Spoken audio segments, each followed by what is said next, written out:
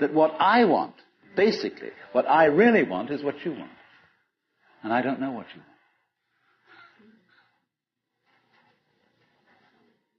Surprised me.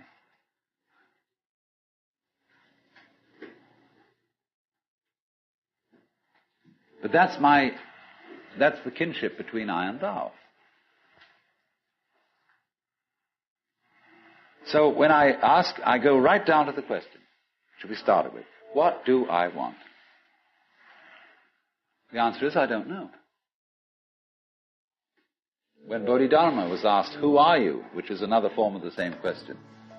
He said, I don't know. Planting flowers to which the butterflies come. Bodhidharma says, I know not. I don't know what I want.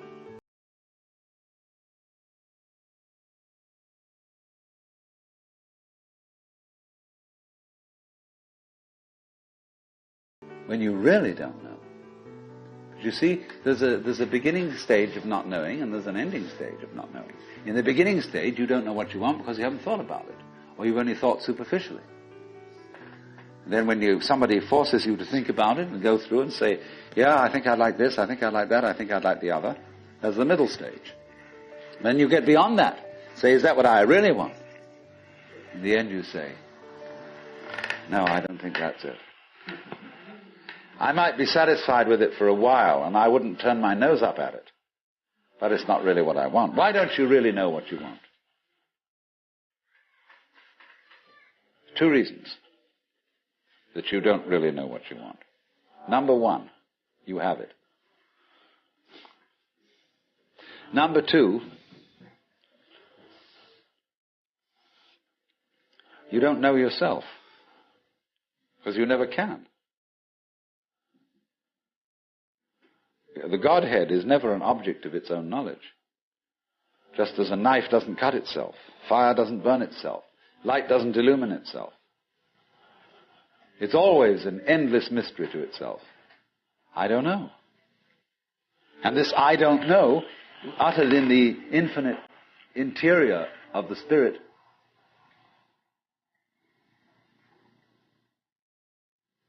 this I don't know is the same thing as I love, I let go, I don't try to force or control. It's the same thing as humility.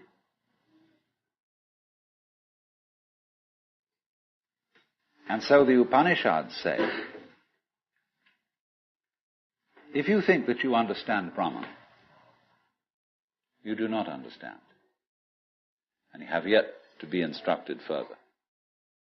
If you know that you do not understand, then you truly understand. For the Brahman is unknown to those who know it, and known to those who know it not.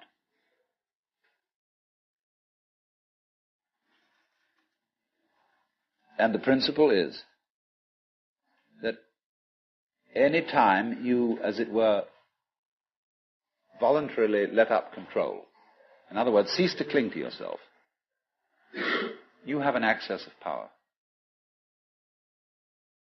Because you're wasting energy all the time in self-defense.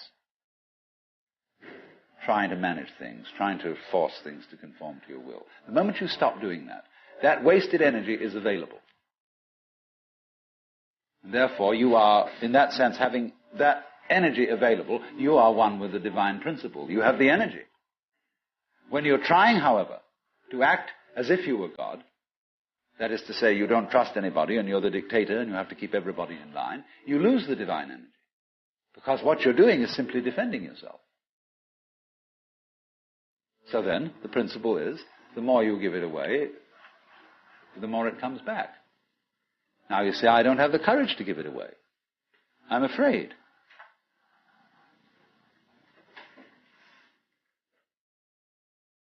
And you can only overcome that by realizing you better give it away because there's no way of holding on to it.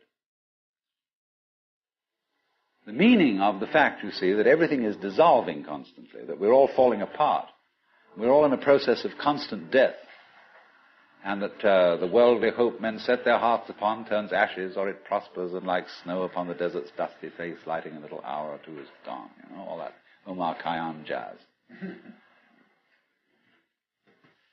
the cloud-capped towers, the gorgeous palaces, the great globe itself, I, all which it inherits, shall dissolve, and like this insubstantial pageant faded, leave not a rack behind. All falling apart. Everything is. That's the great assistance to you. See, that fact that everything is in decay is your helper. That is allowing you that you don't have to let go because there's nothing to hold on to.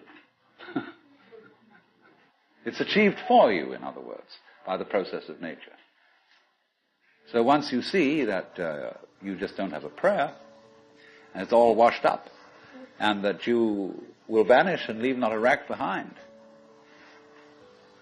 and you really get with that, suddenly you find you have the power. This enormous access of energy.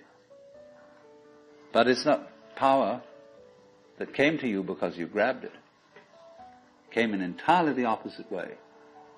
And power that comes to you in that opposite way is power with which you can be trusted.